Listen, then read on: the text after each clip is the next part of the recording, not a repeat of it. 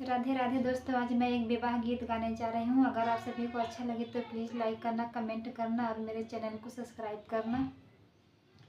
झल झल झलकले तलवा के माटिया हो, झलक सजन के दुआर। झल झल झलकले तलवा के माटिया हो, झलक सजन के दुआर।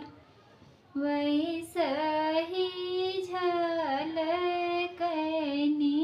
बेटी कवन दे, अपने मायरिया जी के गोद।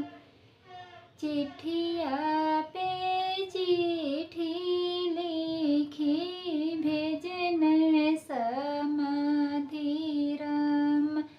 दिहन समाधिरम के हाथ।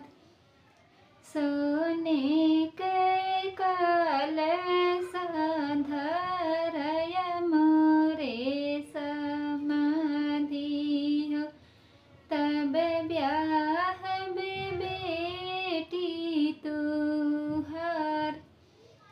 चिट्ठिया पे चिट्ठी लिखी भेजन समाधिरम, दिहन समाधिरम के हाथ। सोने के महला उठाया मोरे समाधि हो, तब जई है बेटी हमार, तब जई है बेटी हमार।